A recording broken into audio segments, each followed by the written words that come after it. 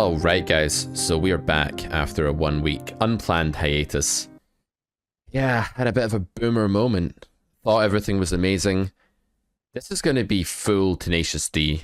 Melissa, I have no idea if you know what I'm meaning by that, but this is going to be a I know Tenacious who D. Tenacious. Right. I know Tenacious D. I don't know what it means to have a full Tenacious D. So to Don't know go what that full means. Tenacious D, I've decided, means to claim that you wrote or recorded or did the best thing ever and then make a tribute to it the following week and say, this is not Nice. the greatest podcast in the world. Oh no, this is just a tribute. We couldn't remember the greatest podcast in the Yeah. world because we recorded it last week, and I swear to God it was our Yeah. best ever episode. I left the call feeling like it was our best episode, and then my sound was like gone for like 90% of the thing. I thought it was. I don't know if it was our best ever. I still think our best ever is the Fortune Reversal, but episode. But last week was pretty good. It was up there for sure. So yeah, I was disappointed when you told me that we lost it. So, but there's been great things that are lost to history, and they're recreated, like the Smile album by the Beach Boys, which is like the greatest lost pop album of all time. And it was never completed because Brian Wilson kind of went crazy and like was no longer capable of recording. And so they tried to recreate it like a couple years later, and it was good, but it wasn't anywhere near like what could have been. And yeah, there's a lot of outtakes from like the sessions of like when they recorded the original one, and but there's no cohesive album. And anyways, it's the greatest lost pop album of all time. But we're not here to talk about that. Let's try and recreate what we lost. Yeah. So what I remember vaguely about it is because the devastation was so bad that like the trauma was so real that I've started to blank the whole day out of my memory because I was legitimately furious and like empty Yeah. and gutted. I felt like a Yeah. hollow shell. I went downstairs. Yeah. My girlfriend's like, "Oh, we're making dinner," like, blah blah blah, and I was just like, I don't even want to speak. I don't even want to exist. I just want to like mourn the loss of this podcast Yeah. for like an hour or so. Then I had to go and teach a bridge class, so I had to like feign that I wasn't heartbroken for the bridge students. But yeah, we're here now. I get it. So let's try. All right. I think it was about world Well, favorability, right? That was the main topic. Yeah. So I think if we start off with the idea of like very high level discussion of like what world favorability is in kind of game theory, as applied to poker, I think like without getting too technical and too deep in the weeds, maybe we can start with just like a high level discussion for the audience of like what it means to be in a favorable world when you're on the flop or on the turn, and what it means to be in an unfavorable world. Yeah, as long as you promise me we can still talk about the board game Risk at some point, because we did that last I knew time. that's what you were getting at. That was the real. Yeah, we will, but in due course. I feel like a kid. It's like, now can we play Risk? Like, I really like Risk. I'd forgotten all about it, and then you reminded If me I had last known week. how much you'd like that game, I would have, I don't know, I probably would have brought it up earlier because it's applicable in a lot of different ways to strategy and poker. But we're getting ahead of ourselves. Okay, so let's define world favorability, because last time in the rehearsal for today, of course, we talked about not just this concept in poker, but in life as well. But let's introduce it in a poker sense, and then we'll go from there.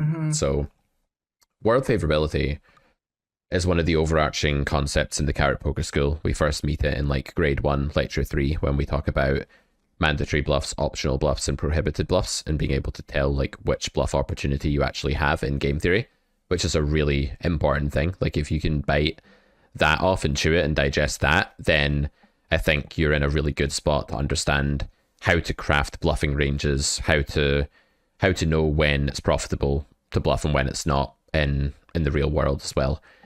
So world favorability is basically a measure of how much EV, expected value, your range has as a percentage of the pot against the opponent's range. Like that would be the numerical definition of it, is it's that number.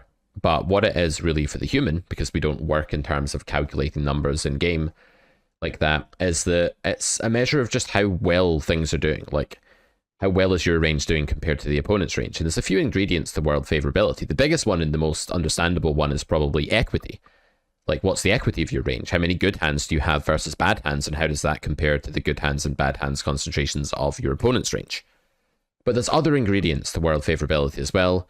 Things like how uncapped your range is compared to how capped your opponent's is, the implied odds that your big hands have, how well they're going to do, how big a pot they can win, the stack depth, whether you're in position or out of position, things like this. So when you put all of that together, and we show you how to do that in the Carrot Poker School, which you can grab on carrotcorner.com, you can get a feel for how well things are going, and that lets you know how really where the bar is, right, with respect to bluffing. Like, do I need some kind of flush draw or straight draw in order to bluff this turn, or can I bluff this like semi-random looking hand that just has a couple of outs to like a second pair? Is it okay to barrel king jack on 8 4 4 6 in a 3-bet pot on the turn? Is that fine? Is it enough just to have those overcards as outs, or do I need something more? Do I need to have one of the flush card blocking the flush draws in order to bet? What answers all of these questions is how favorable the world is for your range, how well your range is doing, by understanding all of those variables that we introduced. So that's the poker definition. The simplest instantiation of that is just, this is a good world for my range, and I have no showdown value. I'm on the river, therefore I have to bluff. Or the flip side would be, this is a really bad world for my range, so loads of my air actually has to give up here, and I need a certain standard of hand blocker property or equity threshold in order to bluff. Mm-hmm. And one of the things I mentioned last week too is that this concept of world favorability was probably the first concept in Carrot Poker School that really that I really latched onto and really resonated with me.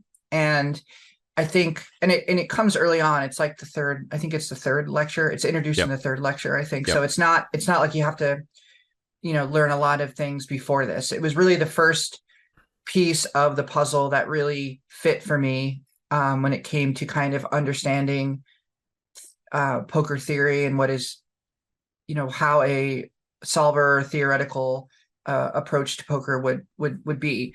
And so for someone like me, once I understood this, and by understand, I don't mean mastered it, because I think it's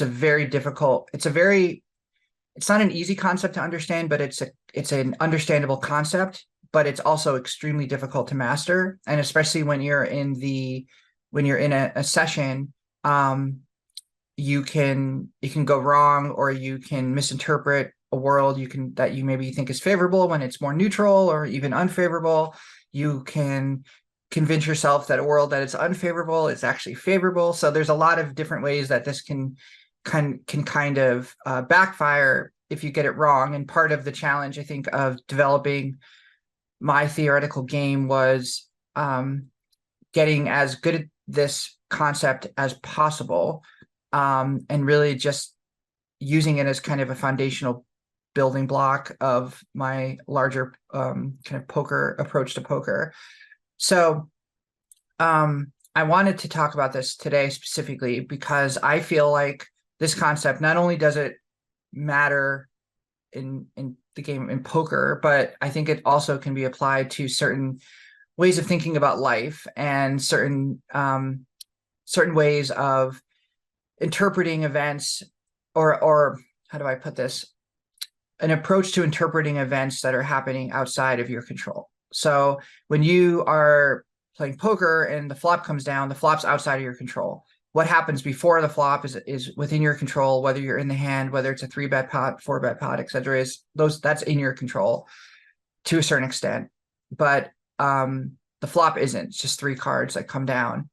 And so how do you react to that external event is really important, I think, for like being able to emotionally handle the different difficulties of life. So the example we were discussing last week is, let's say that you have a kind of very serious life event. Say a relationship ends, and at first glance you think, this is terrible. I'm never going to meet anyone else. This was like all these years of my life invested into this thing, and now it's over, and what am I going to do, et cetera, et cetera. All the different mental stresses that go through your mind in the event of a breakup. And but one way to potentially recontextualize that is think, well, what kind of world am I in? Like, is this actually an unfavorable world? Is this a neutral world, or is this perhaps even a favorable world? Another way of putting this, another example would be like a job loss. So like, you lose your job and you think, this is the end of the world. What am I going to do for money? It's even worse if you really liked your job. But maybe in a different context, it's actually a good thing. Maybe it allows you to get to that next thing in life that you really were meant to do, or you really wanted to do, that you never would have done had you stayed in your job. So I like this concept a lot. And I think that the more you think about it outside of poker, the more it becomes second nature in poker, if that makes sense. Yeah. I think it's one of those concepts where in principle it's really simple. It's just like, well, whose range is doing better when you think about everything and why. But actually getting those ingredients right in poker is really, really difficult. And I think getting those ingredients right in life sometimes is really difficult as well, that you might just look at one aspect of something. For example, in poker, people say things like, well, I figured this was a really favorable world because I still have all of the overpairs and villain doesn't. And therefore I'm triple barreling the river. So I'm just going to go all in as this bluff because I've bet the flop and the turn. And let's say some board like 10, 7, 5, 3 deuce, or 10, 7, 5, 5 deuce, let's say. And now I'm on the river. I can have aces, kings, and queens and jacks, and they can't. So I'm going to go all in with my random hand. I'm going to go all in with like my jack 8 suited or whatever. And sure, that might be an okay play, but when we look at just the nut advantage, that's an example of looking at only one aspect of world favorability, like the fact that you have the hands at the very top of the pre-flop hand chart aren't the be-all and end-all here, because you also have way more air. Your opponent's filtered twice, they've condensed their range twice by calling twice, and now you have to remember that you've barreled a ton of draws that didn't get there, that were good enough to barrel on the turn at some frequency. And part of that, a very integral part of that, was that they had the ability to turn into monster hands with huge implied odds, or at least many of them did. So the range you were betting on the turn was sufficiently strong that you couldn't be like exploited or weren't being exploited. Let's say if you're trying to play like a GTO based strategy, you were barreling like a normal range, and part of that was the redraws that your bluffs had that made them strong enough. And now on the Brick River, all of them have become air. So all of your hands that had 20% equity and 40% EV, because your EV is higher than your equity when you're drawing to the nuts, because it's this thing called implied odds, right? That you can win more money on the river. So your hand is entitled to more chips than just its percentage of the pot of getting there. But to put that more simply, now that you're on the river and you're drowning in all of these air combos that you didn't have before because they weren't all air before, you now have a range disadvantage. You're now in an unfavorable world, even though you have the nuts more often than your opponent, and even though that's an aspect of the spot that might stare you in the face, you have to think of the whole range versus range picture. So that means that in game theory, you now have to choose your bluffs carefully. The average bluff is not winning for you, it's actually losing or break even for you, because there's no reason that your opponent can't meet a bluff catching frequency that renders bluffing unprofitable for the majority of your range. There will be some combos that have exactly the right blocker properties in theory that can bluff the river, but you have to start off with the premise that you don't have an automatically winning bluff just because you have a nut advantage, just because you can have kings and your opponent can't. And that's a bit like in life saying, I went through this breakup or I lost my job or whatever, and I'm looking at the most obvious factor, which is I don't have the job anymore, but the world actually consists of all the different ingredients and branches that go off from that point. And to your point, Melissa, yeah, in the future, maybe your life is better for having lost that job or having gotten out of that relationship. Like, I've definitely gone through breakups before where at the time I've been really upset, or one in particular I can remember where I was really like devastated and was like, man, this sucks. Like, I feel terrible. I wish this hadn't happened, blah, blah, blah. But then not even that long afterwards being like really relieved that it happened and stuff like that. So like the world just sort of like, or your focus rather, like changing, and just being able to see that things that you thought were good were possibly not actually that healthy or making you that happy or whatever. You were just really accustomed to them. So I think in life, we're on the ground, right? I want to go back to an analogy we talked about last week when our failed recording happened. We're on the ground, meaning that we are living it. It's like a first person shooter kind of view of the situation, right? We don't have this bird's eye omniscient, view of the situation. We're just seeing things through our own eyes. And I think poker's like that as well, where when you're on the flop, you're seeing things through your own eyes. Like something will stare you in the face and you will see it. And because you're on the ground level, you're face to face with that thing. It's really hard to zoom out and see the broader picture and see the true favorability of the world, or nature of that world. We talked about Risk last time, games like Risk and chess and things like that, where actually the viewpoint is different. We're actually zoomed out and we're looking down on things from a bird's eye view perspective. And in Risk, we sort of remarked that, you know, if you're in Australia and you're hemmed in there and you want to go invading Asia, but the person in Asia is amassing a huge army on your border and is way stronger than you, then now is probably not the time to strike. And you can sort of see how all of the permutations of that spot are likely to unfold in Risk because you're sitting there way above the board, like looking down on it. But that's not necessarily the case in poker, and it's not necessarily the case in life. So I would say that board games where you can see the entire thing laid out, at least you have the right viewpoint. Okay, some people can understand it better than others, and you know, both myself and Magnus Carlsen have the same view of the chessboard. Neither one is at any kind of advantage or disadvantage when it comes to the perspective. It's just that he can interpret, visualize, calculate, understand way more accurately and more deeply than I can. And that's why I'm a 17-something chess player and he's 2,800, right, rating. But in poker, it's kind of like you first have to actually put yourself to the right level of zoomed inness or zoomed outness. And that's an extra step. And that step also exists in life, and it's an extra step there as well. So in all of these games or game situations, life included, where you start off on the ground, one of the biggest challenges is actually to zoom out and say, yes, a flush card came on the turn. I'm staring at it. I'm looking at it. But what's the bigger picture? What's the full story here? What's my equity? What's the range versus range picture? Can I bluff this hand, or do I need something with more nut potential? You know, like, and asking those questions. And the same thing in life. What is the bigger game tree that's kind of spanning off into the future based on my current present state? Not just how am I feeling in this very moment. Right. And I think like there's so much, oh God, there's so much there. So like the first thing that came to my mind is when you mentioned the flush completing card in the turn. So this is a particular spot that I've spent like a lot of time looking at and just kind of studying because it's so common. And I, you know, this is assuming I don't have the flush. And so like there's a part of my brain that has a triggered response to how to respond to that. If I'm the pre-flop raiser, if I bet flop, call, turn, completing river, flush completing turn, check to me, I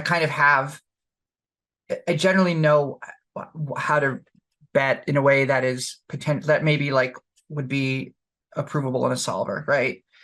But that's like, I have to fight that impulse to just be like, I'm going to bet this amount because this, you know, and I know this spot and it feels familiar. And so I'm going to react this way, but that's not the whole picture. That's part of the picture. Right. The bigger part of the picture is saying, yes, this is a familiar spot. So whether it's I guess maybe this is a different concept, but like it's related to world favorability, which is like, is the world familiar? Like, or is it unfamiliar? And so like, this is like a familiar spot to me. And not only because I've studied it but it's also pretty common. And I believe, and I would wager that most people listening to this podcast have been in this spot before because it comes up, right? I mean, if they haven't, it's kind of worrying. Yeah. It's like, why are you listening to a poker podcast? Or it's like, you just run really like, that's crazy. Like you haven't faced it, but assuming everyone has, what's the way that like fish, like, or like really new players like respond to that? It's like, oh shit, they have a flush. They have a flush. That's why else would they have called my flop bet? They have a flush. I'm dead, you know,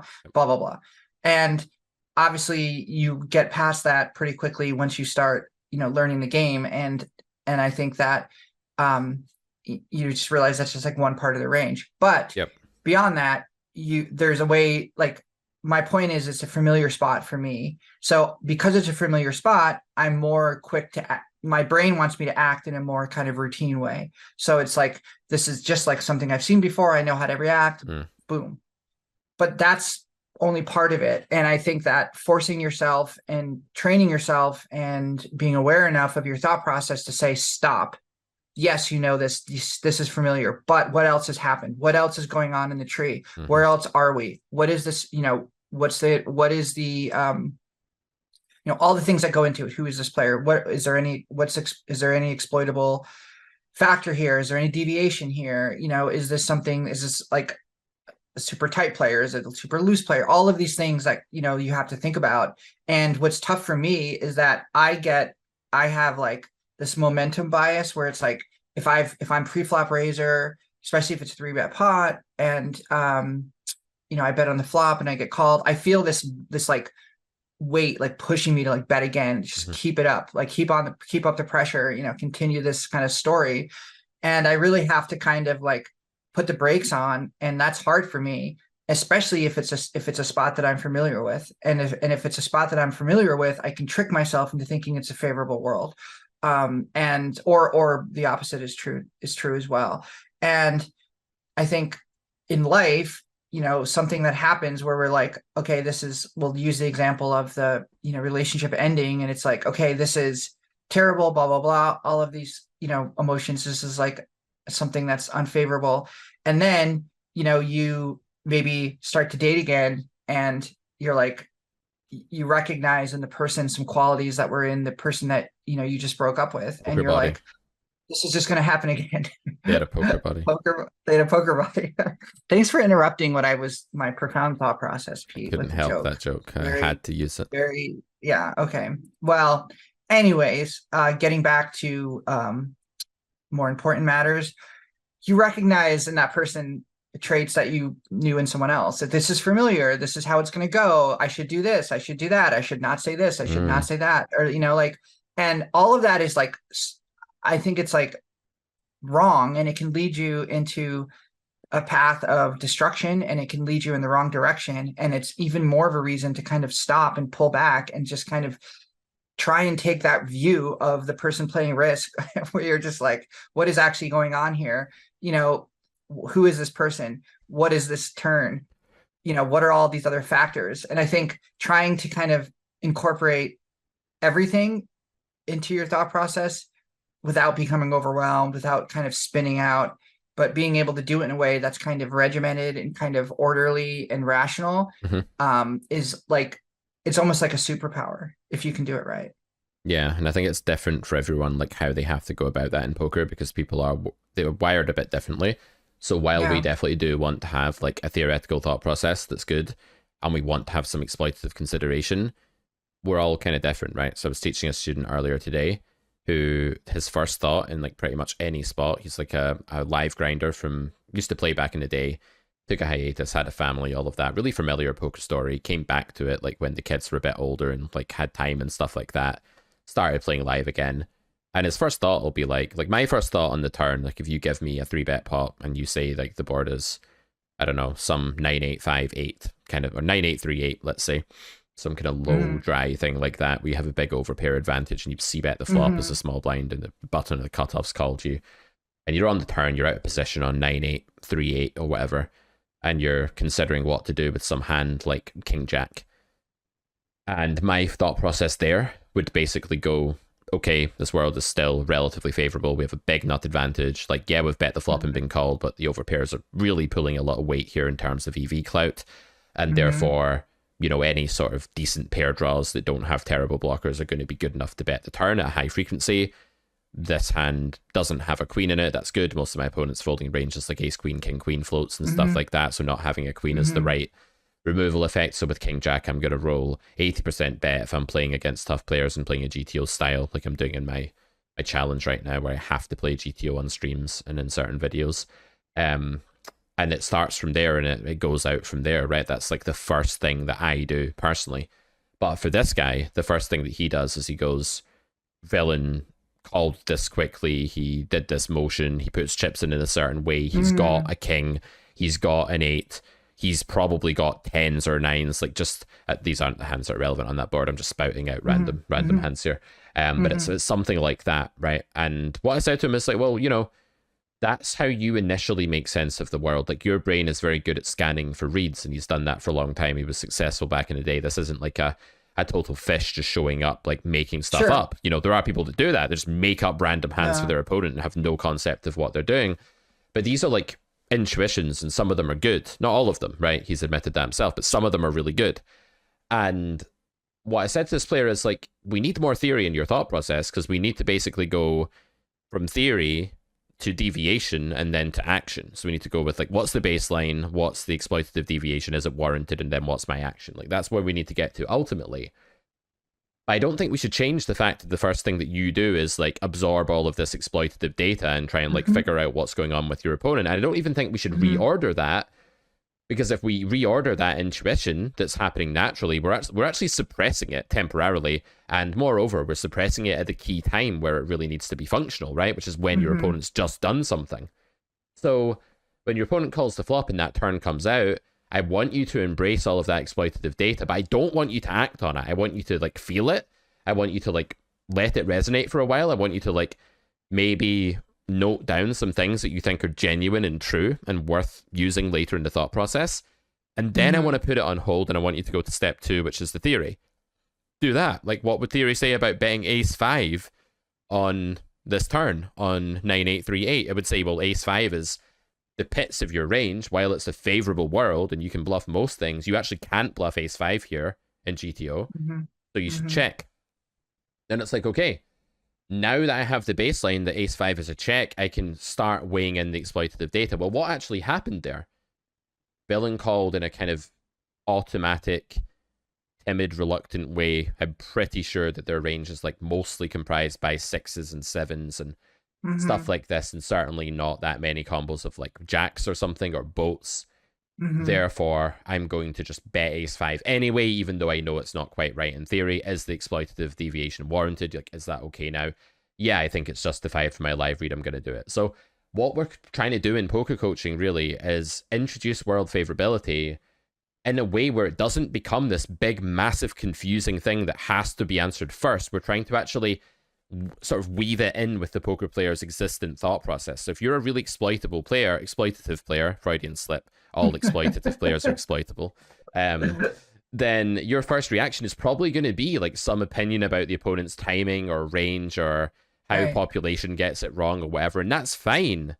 But don't just act on that without a bird's eye view. Once you're on the ground, you start off on the ground and you absorb all of that stuff, then it's time to go into the air, like to sort of fly up into the air. I'm imagining what I do in my dreams sometimes. My litmus test for whether I'm dreaming is generally to start trying to fly. And if I can take off by flapping my arms, I know I'm dreaming. And it's cool. Then I can fly around and do whatever the fuck I want. I don't have that every time I'm dreaming. I don't always know. But when I realize I'm dreaming, I start flying. And I think it's time for the poker player to start flying at that point, go up into the sort of bird's eye view and be like, right, what am I seeing from a distance here? Okay, this is what's supposed to happen. This is their range in theory. This is my range in theory. Now back to practice. Someone said something on a YouTube video the other day, right? This is slightly tangential, but I think it's really relevant. They said that this Pete Clark guy is actually rubbish. Like, he has no awareness or feel. This is like Pete versus Troll early, but I'm paraphrasing this comment. He has no awareness or like feel for the game flow or what's going on in game. All he talks about is like what should happen. Right. And I think that's a valid point to some extent, that when I'm making theoretical content, I don't talk about that. And I do always start from theory first. So my feel is added on at the end, right? Like the way I do feel is like I maybe pick up on some things as I go, but I don't formulate it like until the end of the thought process when I like start thinking exploitatively. I've just got into the habit of starting with the bird's eye view and going right up into the sky straight away. But I think a lot of poker players see that as, therefore there's no exploitative stuff there's no feel, there's no game flow, because maybe they start off with like, oh, he checked quickly, his range is blah blah blah, and I kind of log that data, but I add it at the end of my thought process, and that's kind of what I would say to that. And I think it's also true to say that the more you've been grinding, right, the better that feel is, and the less you've been playing, the more you get stuck in like always being too high up in the sky and being in that bird's eye view. So maybe the poker player, just to finish off this little rant I've gone on here, needs to be able to swoop down and swoop back up again. They need to be somewhat of a bird of prey, where they're like, they can see things from the sky, but then they've got to be able to like interact with the ground in the right way as well. Whereas the risk player is just constantly playing from like a hot air balloon and can just always see the world like that, or the chess player. And in life, I asked you this last week, I'll let you answer it again. Is life more like being in the hot air balloon and looking over the risk board, or is it more like being down on the ground in the thick of it, like in poker? Yeah, I think it's being down on the ground in the thick of it for sure. I think that it takes a lot of effort to zoom out and get that bird's eye view. It's it's really and it can be really difficult. And I think our natural instinct is to not want to do that because I think I think we have like an evolutionary instinct to kind of respond to what's right in front of us because that's the most immediate threat. Right. And so the concept of like sitting back and being like, what is the big picture here doesn't do you much good when like, a lion is like pursuing you. It's like, is this a favorable world? As you're Yeah. like your leg is getting eaten. Yeah. That's the GTO player of the wild. Like, do I have any First blockers to name. this lion's eating me range right now? Yes. My arm is gone. Let me put this in context. So I think, yeah, I think that's for sure like it's much harder kind of like look at the bigger picture. And I think also too, you don't have the bigger picture because you can't see the future. And Right. so you are, if you're facing difficulty, if you're facing, a situation like a job loss where your future is so uncertain and you don't know what you're going to be doing next, that is, yeah, like you're going to zoom out and what you're going to see is, okay, I have my health, I have, maybe a certain amount of financial security for the time being. I still have my friends, my family, et cetera, but Yeah. I don't have a job. So like, that's the zoom out, right? It's not, and maybe the zoom out is also like, I have like I have a certain range of jobs I can apply for, right? That are like, that Hmm. fit my skill set or that I want to do. And and that's really what you have in the future. It's like, okay, whether I get those jobs or don't, whether, when that happens, all of that's unknown. So I think it's it feels counterintuitive and maybe a little bit fanciful to kind of pull out too far. And I think that when you're down on the ground and you're looking, you're zoomed in, that feels a lot more immediate and it feels like, okay, I'm dealing with it in the moment. And for me personally, um, it's really helpful to kind of focus in a kind of stoic way on like what's immediately happening in the present. So what has happened in the past is I'm indifferent to. What has happened in the future has not occurred yet. I refuse to suffer, in the present based on what hasn't happened in the future. This is the Stoic quote that we discussed last week, which is we suffer more. Let me get this correct.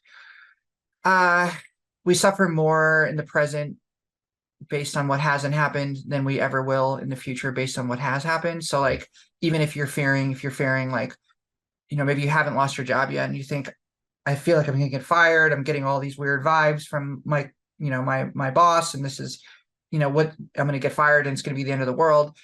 And you suffer in the present based on that fear. And then when you actually do get fired, if it does happen, you find out, oh, I can deal with this. It's not the end of the world, and you suffer less. Mm. So like the Stoic idea is like is stop allowing yourself to suffer based on what hasn't happened yet because it's meaningless, it's worthless, and you're not getting anything for it. So by zooming in and being on the ground, I think it's a reminder to yourself to focus on the present, which is helpful. I wanted to speak a little bit about your point, about your student who's a live player, and also about that comment, about that was made in terms of like you ignoring the kind of practical reality, the on the ground reality of poker in Hmm. favor of theory. Hmm. So I can say personally, as someone who plays, 100% live and has for the last, 2 years or so been grinding pretty regularly, is that I have certain quote unquote live reads, but I don't always trust them. And frankly, I don't really want to trust them because I'm often wrong. I would say it's rare for me to be like, this player called so fast. So therefore it means this, and I'm going to act on that. Even if I've gone through the whole, my kind of theoretical thought process, I've gone through, the theory, and then I've arrived at a deviation.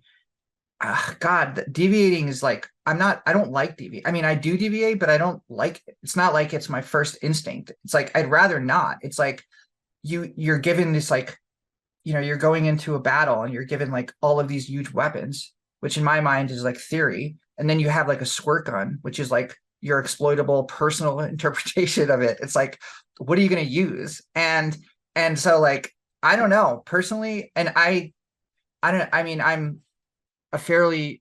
I mean, I feel like I've had a fair amount of success in low stakes cash in the sense that I'm a winning player, and over a 2-year sample, and I mean, I still have a long way to go, but I also feel like, and I'm in no way like a theoretical genius, but I feel like I know enough to like find more comfort and safety in theory. Yeah. So like a good example of this is this past weekend, I had like 3 sessions in a row where I didn't run like awful, but I ran pretty poorly in some big spots, and I kept so like I would get into these. It would be like a single raise pot. I would be the pre-flop raiser, and the flop would come out, favorable, like a favorable world, right?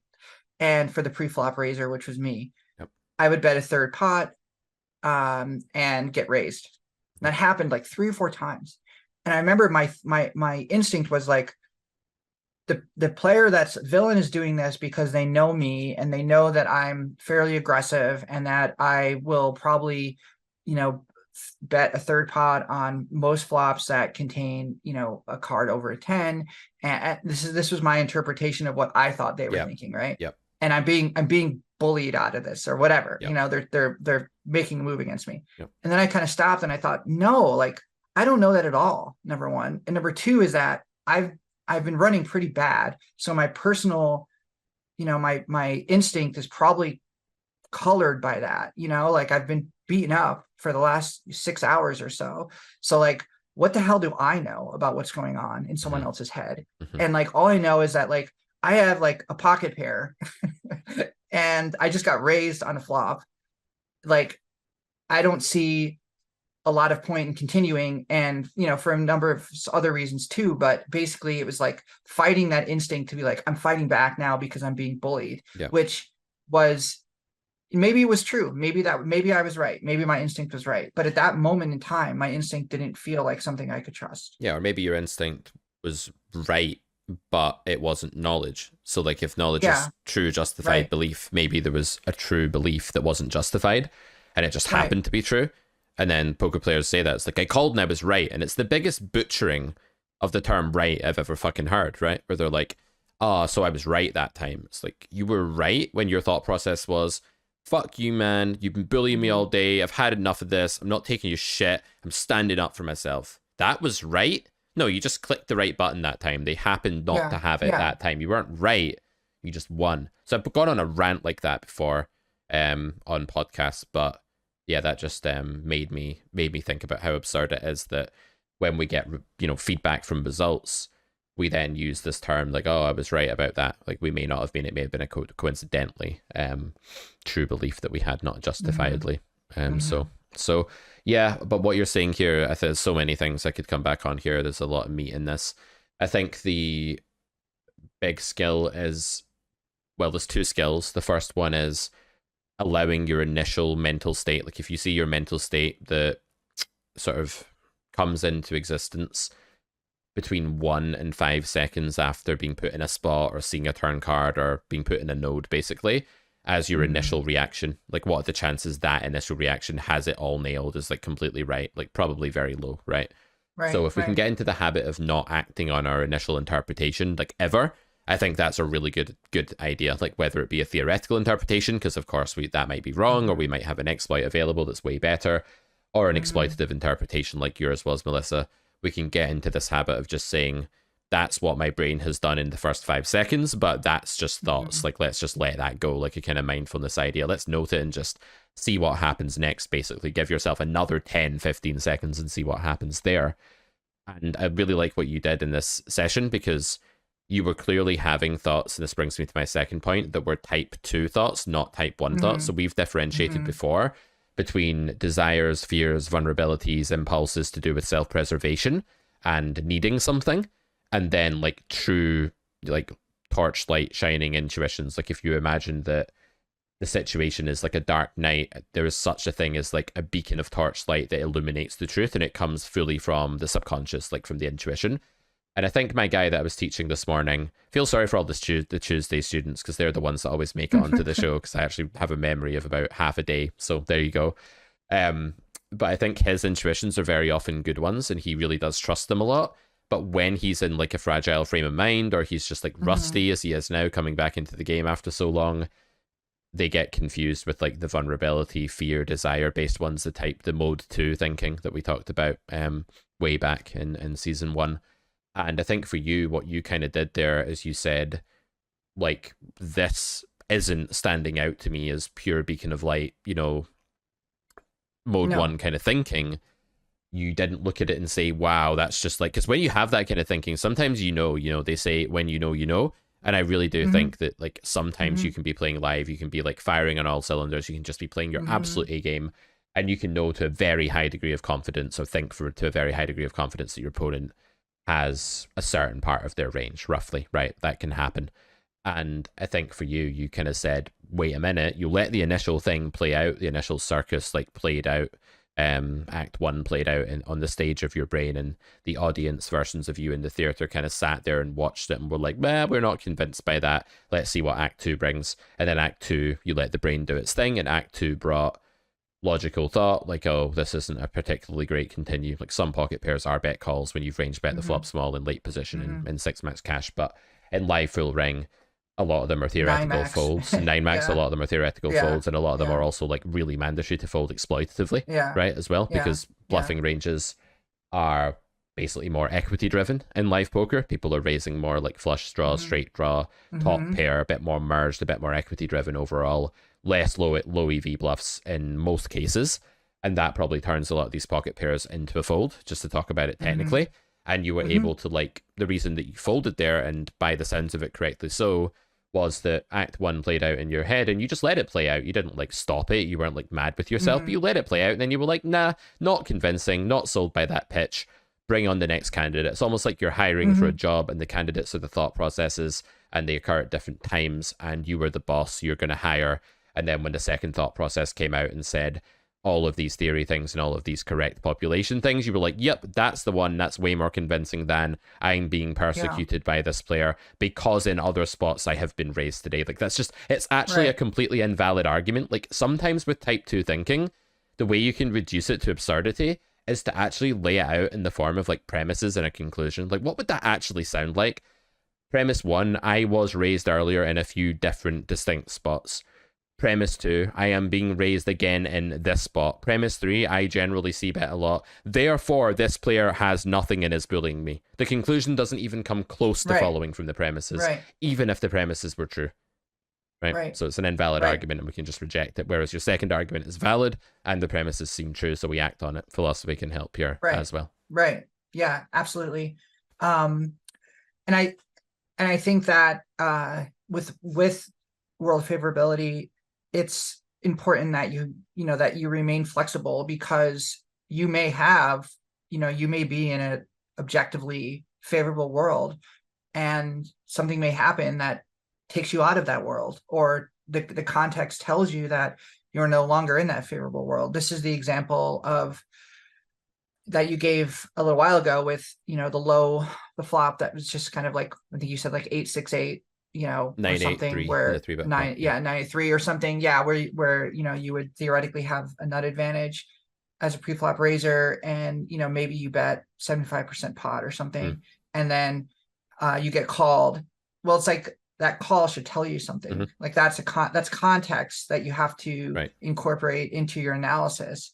And my story, which I think is like, I'll never forget because it's like burned into my memory, but and I told this story last week in our ill-fated podcast, but I was in a session with a player that I just happened to kind of get good cards against him, and was just raising, and kind of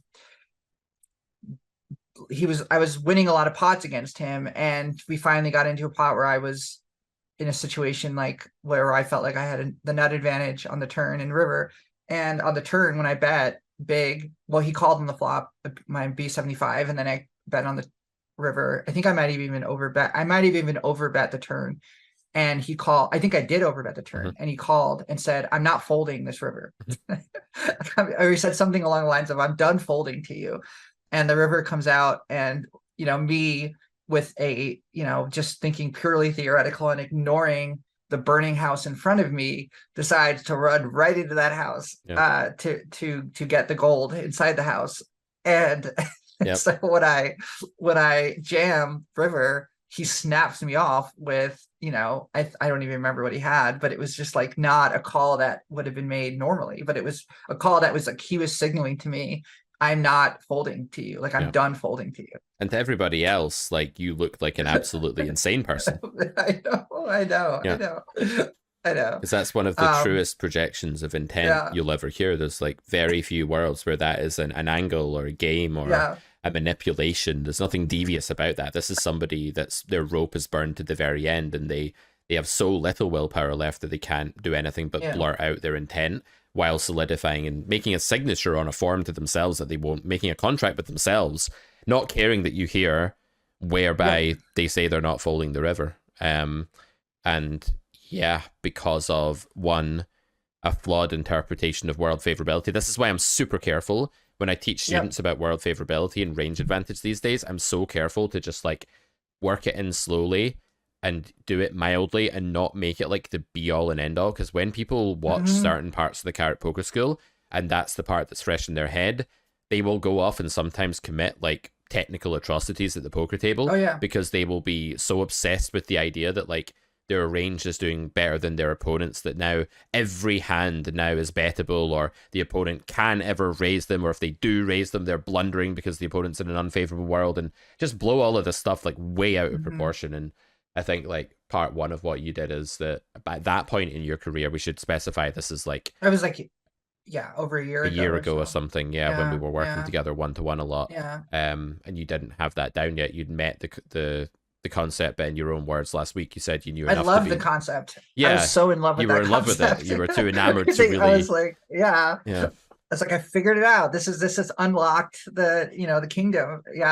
Anyways, if only it was that simple. Like, I can have the nuts and he can't, therefore I can do whatever I want with all of my air, even on like this blank run out where I have way too much air. Like, no, you have to give up a lot of air when you have way too much air. That's how GTO works. But okay, not only had you like misunderstood the concept at that point, but you had gone into a frame of mind where you were so zoomed in some sense on a particular feature of the situation. Like that might sound like zooming out normally when we discuss world favorability, right? We're talking about zooming out, but I actually think you were too zoomed in here, that you were so close to world favorability that all you could see was like the allure of it, the nice texture of it, the smell of it. It was like being in a nice place, and you were just like, this is the place I need to be. This is the thing I need to use. It feels so damn good. And when we are too in love with a certain thing at the poker table, whether it be like a read that we've used a few times, like, oh, this timing tell worked for me a couple of times last week, I'm really in love with it now, it happened again, I use it again. Like, it could be anything, but when we get too close to a certain data point as well, I think equally we can lose sight of like the true picture. So when we say you need to swoop down, you need to be on the ground, but then you need to be like back up in the sky and then back on the ground, you need to be flexible like that with your vantage point.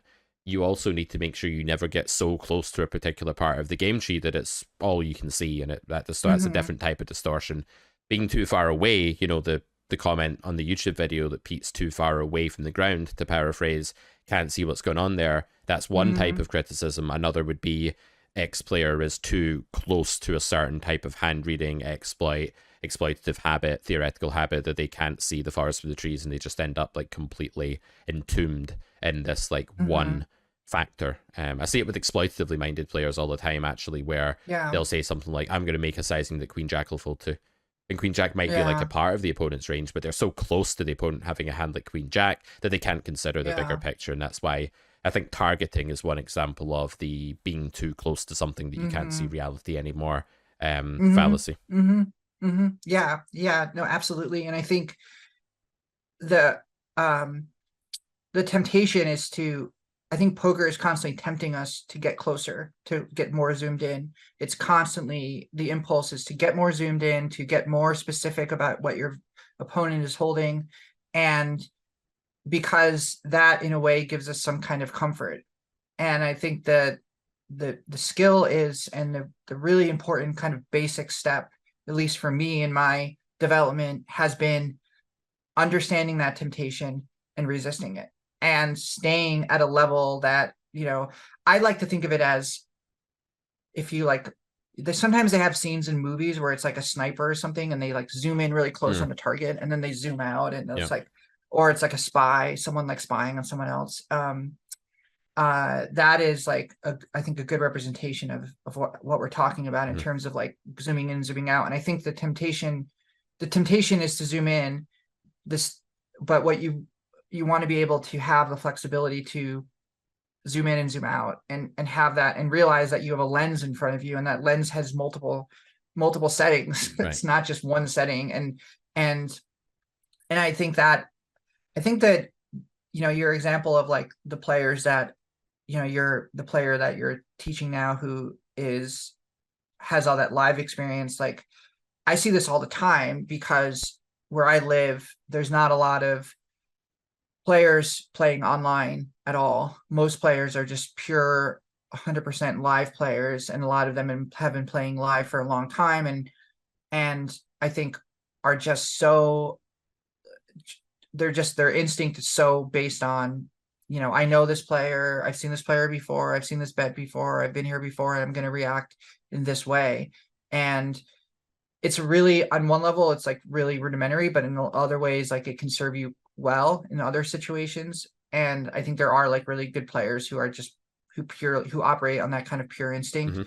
But I don't think everyone has that talent. We've talked about this before. Like, I've encountered players in the wild who I think are better players than me when it comes to understanding those external exploitable factors. Like, they've been around, they played poker longer than me, they're more aware of things, they're better, and I've played against those players, and frankly they're very difficult to play against. And especially when they understand you or me as being someone who's like theoretically minded.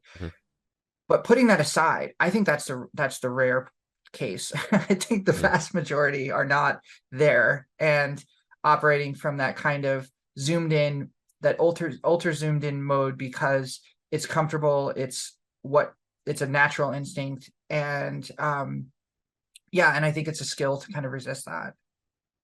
Yeah, 100%. There's such a fine line between being a really highly functioning poker player at the table who's picking up on all sorts of things. And to quote that my first ever poker book was like TJ Cloutier. I think I've told you this before. There was this quote that was like, the wing fell off a gnat at the end of the table, I would notice it, something like that.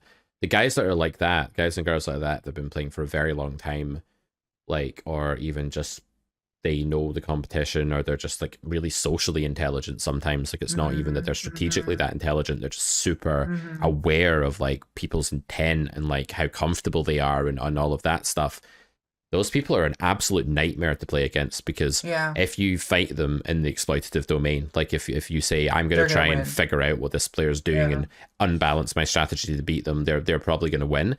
But if instead you're very good at playing like a more of a theoretical style, then they're going to make mistakes, actually. Like, their style isn't as theoretically sound as a lot of other people, and they're going to have holes in their game. And if you can keep it together, not give anything away, and just play in a balanced way, and not play in I have this, like, it's maybe a topic for another podcast, but there's this whole concept of like full GTO, like people that say they're playing GTO, but really they're just playing like this weak, passive, vaguely theoretical game that's like full of holes. They're missing aggression in tons of spots. They don't see the nuances. And I'm like this as well, because I'm trying to do this GT only challenge at the moment, where I just grind some stream footage, some YouTube stuff, and some stuff for Carrot Corner for the subscription site there that's launching in January. And one of this video series on there, if you will, is me trying to play as close to theory as I can in a pool that's like quite diverse and has weaker players in it and stuff like that, and see how we do with that. And what I'm finding is that I may think I'm playing theoretically in some spot, but when I check a solver, there's a bunch of stuff I'm missing. And I think that's the case with so many people that are stuck in this trap of like being mediocre GTO impressionists, right? Where they're like trying to play a solver style, but they're way further away from it than they actually think. And for the students I've met that try to do this, they're further. I say I'm further away, they're further away than me, right? And I can really notice it. And that can be a really dangerous trap. So I would say that, like, if you are going to get good at theory, you need to constantly question the things you're doing and line check yourself and catch yourself where you're making mistakes, because you will be making frequency mistakes that are such that the play you're taking all of the time isn't actually an EV loss, like in an equilibrium strategy, where if you look at like the solver, it'll say, oh, this is like practically the same EV as the other play. But equilibrium's set up that way. Equilibrium, by definition, is that very thing where in all spots where that's possible, it's not possible in all spots because poker has different rough edges to it, right? Hands with loads of equity, hands that are really bad, favorable, unfavorable worlds. It's not symmetric, right? So it's not like rock, paper, scissors kind of symmetry with the equilibrium output either. But there are many spots in poker where there is a real yin and yang, rock, paper, scissors kind of balance where if you look at the results of a certain play in a solver, it'll be the same as the other play, but one is being taken 90% of the time and the other 10% of the time. And my thought on it these days is that if you're taking the 10% play all the time, then in many spots you're likely playing in a way that's worse against an iteration of random strategies than the other line. So the lines that are happening almost always and stuff like that in theory, there's reason for that, you know, like equilibrium doesn't just spit out two completely random balanced approaches every time you run it. It spits out the same one. And so we should endeavor to actually not look at EV loss as it's displayed in like GTO Wizard, where it'll be like, oh, you lost 0.1 big blinds this session, and these fucking GTO imitators are like, look, I'm playing good poker, and I'm like, you're losing at 7 BB per 100, like over a big sample. Are you sure? Yes, GTO Wizard says I am.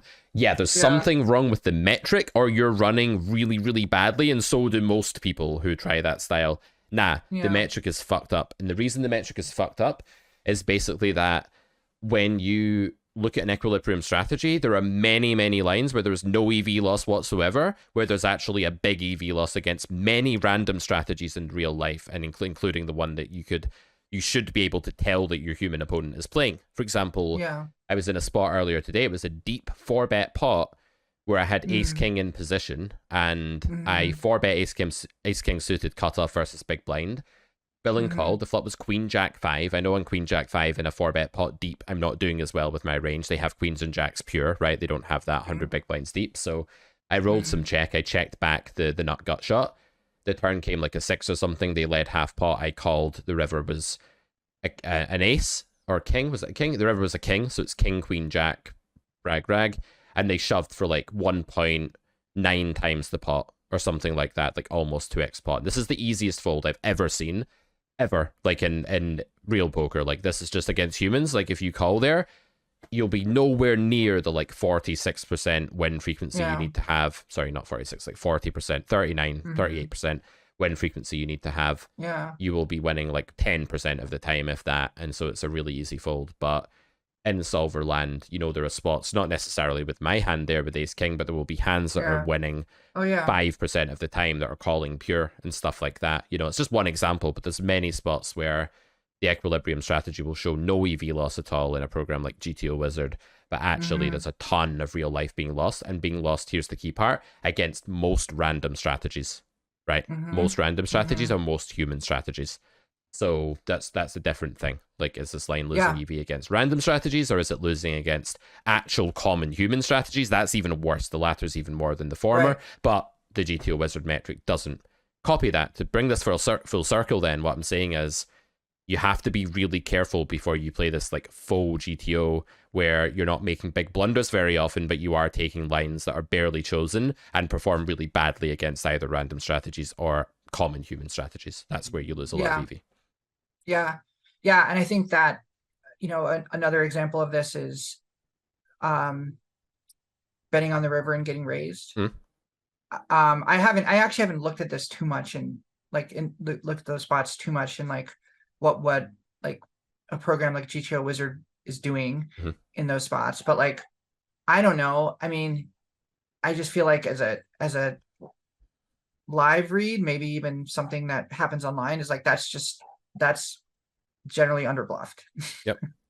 and so like maybe there's an EV loss by folding, but on the times that I call, there's like an EV loss too, generally. And I don't know, it feels to me like that's a deviation that is somewhat common in terms of like, you don't see that a lot in terms of like, and I feel like a lot of people recognize that, which I don't know. I can make this a bit simpler, right? It's plainly minus EV in most spots, not all spots, but in most spots where you're raised on the river by a human. it's minus EV to call a bluff catcher. But GTO will call a certain amount of bluff catchers in that spot because Yeah. it's equilibrium and it has to stop the opponent from profiting by just bluffing random hands. That's the whole Right. point, right, Right. of a sim, is to find Nash equilibrium for poker. So with those parameters. So Yeah.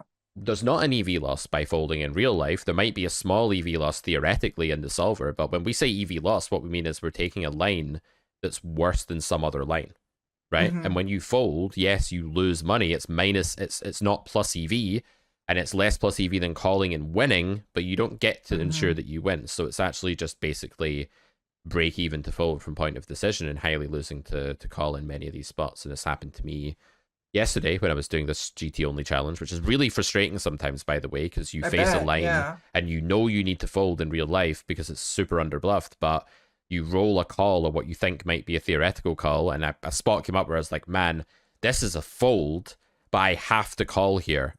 And it was awful. It was an awful spot where like the guy had taken a really bizarre passive line, then suddenly raised the river like Yeah. 6x, Yeah. and it was like such a clear like fish slow play line with just like a rare combo. There weren't that many combos that beat me, but also it's like a never bluffed line from a weaker player. And I'm sat there with like top two, and I know this is a bluff catcher, and I know it's a bluff catcher the solver's probably going to roll some call with, if not pure call.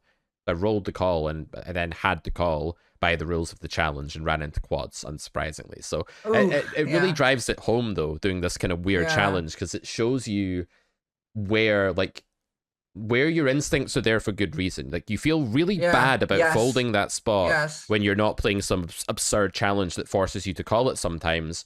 But when you no longer have your fold button, when like literally the rules of the game you're playing, the mini game that you've set yourself, remove your fold button from you, Yeah. you mourn the loss of that fold button and you really wish you had it back. And then when you're no longer playing GT only, you can then fold those spots again, and then you really appreciate it, and maybe it shines a new light unfolding. It's definitely changed the That's way I see the interesting. game a little bit, Yeah. just trying this Yeah. challenge where I'm not allowed to deviate. It's made me really grateful for deviations that I commonly make and know are good, but at the same time, Yeah. it's made me realize that many of the things I used to call deviations, where I was like, oh, this is probably better, were just me making stuff up, and I should have just stuck to theory, because in your words, I'm not trusting that, like that's not Yeah. actually a good enough read. So this is where the challenge has really helped me separate where are the spots where I'm actually doing a good job of exploiting, and it's very clear, and it's like, mode one thinking, torchlight in the dark, it's just like night and day.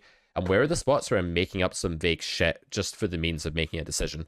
And that's it. And Yeah. it's not actually right. And I'd be better off playing a strategy, i.e., Yeah. an equilibrium strategy that's good against more potential strategies than just this random thing I've come up with. So the theme of today's episode is don't bring a squirt gun to a knife fight. And maybe that squirt gun is theory, and maybe it's Exactly. maybe That's the it's thing, right? Like in some spots, you used that analogy originally, and you said the squirt gun is the exploit. It's like the hand reading, Yeah. because the theory is all powerful, and I've studied it before, and I've built But up the muscle of I it. don't mean that in all circumstances. No, I That's know. my point. That's the Yeah, fascinating yeah, thing, and yeah, I was going to point that yeah, out at the time yeah, as well, so I'm glad you said yeah, it. Sometimes the theory is the squirt gun, or your vague yes, approximation of it, and there's like a clearly like gleaming samurai sword waiting there for you to wield instead. And that might be an exploit, or it might be a live tell, or it might just be experience telling you what to do, like a beacon of true light. yeah, yeah, yeah. No, absolutely, that's true. It's interesting because I feel like what's happening now with a program like GTO Wizard, and that's just one example. I know there's other programs out there that have this kind of training mode where you can drill spots, and it rewards you if you take, the highest EV line at the highest frequency, or the correct frequency. Right. And there's a feedback loop in that. So like doing the drills, you feel good if you get the 2 check marks or whatever. It's like you got the gold ribbon, and if you're any kind of a person that is, studious and likes being, achieving things and feeling like you're making progress in your work off the tables, like you're going to be drawn to that. And I think that effect, if it's not tempered with a certain, like you said, like an understanding of, okay, theory says this, but there's an exploitative deviation here that's so clear, it's just staring me in the face. Yep. Then I think it can be I don't know. It's going to be interesting to see what happens, because I think a lot of players are using that tool and seeing how it affects play. It's going to have some impact, and it's so accessible now that it's like the idea of like playing theoretically like sound is not going to be so mysterious as maybe I mean, it doesn't take maybe as much effort as it would before, I think it's potentially. still, I'd push back there slightly and say, like, yeah, Okay. like practice wise, it doesn't take as much effort to expose yourself to a GTO sim or like a trainer of a GTO Yeah. sim or something like that. I think like truly understanding what's going on and being able to replicate it without cheating and using real time assistance is still fiendishly difficult. I think it's still as difficult. So more people are trying to learn GTO. I don't think, I mean, yeah, okay, these tools probably do make the games a bit tougher, but I think for the majority of people, they're way further away from like a theoretically sound strategy than they think. I know I am. Like, I'd love to say that, like, oh, I'm a really good theoretician and like I'm really close to GTO in lots of spots. And in some spots, I think I am. And in others, I think I'm like way off because I've just not exposed Yeah. myself enough to that situation in training. Yeah. And I just know I need to go away and just keep doing work. Like, it's a lifelong process. Like, I may have Yeah. made Yeah. a theoretical Yeah. course based on the level I'm at just now, which is good, but I'd rather be way better. And I know I can get way better. And, you know, you never stop learning. But I think the bottom line is, yeah, learning how to play strategies and how to take lines that are frequently chosen in GTO is more likely to lead to EV gain than just taking a random line and then being like, oh, look, it didn't lose any EV in GTO. Right. The EV Right. loss Right. thing is really a bad way of measuring EV against a collection of non-GTO strategies. It only Mm-hmm. measures it Mm-hmm. against the GTO strategy, and that can be a decent indication, but the number of spots where EV is actually the same between 2 or 3 lines, we know that's not the case against Villain's true strategy. We know it would be Mm-hmm. highly coincidental if on the flop against your true strategy, it was the same EV for me to bet as it was to Right. check. So if I don't know what your true strategy is, or I can't figure out like what would be best against the pool strategy there necessarily, then by taking the GTO line quite frequently, or the one that's taken frequent, doing that frequently, I'm probably playing a less exploitable strategy and one that doesn't lose EV against as many strategies than Mm-hmm. if I do something else. So I used to be of the opinion that like frequencies were utterly irrelevant. I do think they're secondary to EV still. I think EV is the Mm-hmm. main thing. Mm-hmm. But I think, like, to sum this up, yes, more people have access to GTO Wizard, but nobody has a fucking clue how to actually use it properly. And Mm-hmm. so many people Mm-hmm. think that, you know, because they have, it's a funny story, right? My buddy Akshar, who's a very good poker player, but very much on the, he's got theory, but rejects theory very often and takes his own exploitative lines like very Mm-hmm. frequently. He's a very free spirit of a poker player, and he loves you know, swashbuckling poker and mixing it up and doing extreme things like big folds and big bluffs and all of this stuff. And he's a nightmare to play against because of it. But he messaged me. He just looked at GTO Wizard. He hadn't really used it much. And he was like, oh, Pete, look, my accuracy's at 94%. That means I'm a total crusher, right? And I was like, no, actually, your accuracy is lower than the accuracy of a Yeah. student I had who was losing at 7 BB over a big sample at 25 Zoom. Yeah. He was 97% accurate on GTO Wizard, and he was losing because he was taking lots of really passive lines all over the place that were That's losing EV interesting. against Yeah.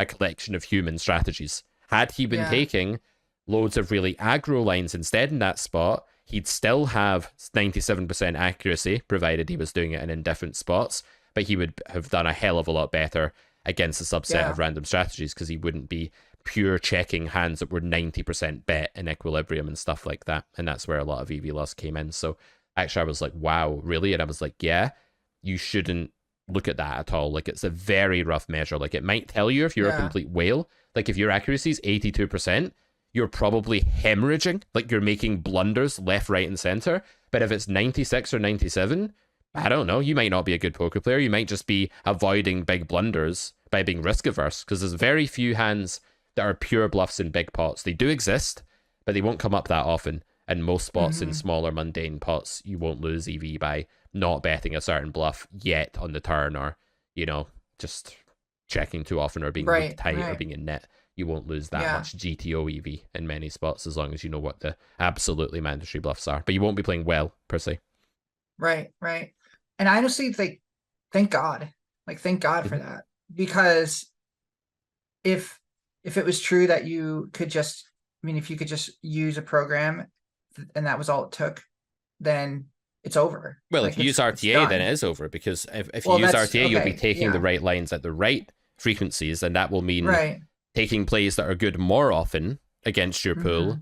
and you will be cheating, and you will be probably winning, and that is all it takes. And that's why it's a whole other topic. We should talk about this at some point, Right. by the way. Yeah. But we need to clamp the fuck down on RTA. Like GTO, I don't mind. Like random 10NL grinders using GTO Wizard, eat your heart out. Go ahead. You know, like I can try and show you how to get better at it. Chances are you're misapplying it and you're still nowhere fucking close to a good strategy. But Hmm. when you're looking at it in game and it's telling you what to do, you're not trying to recreate it. It's literally telling you.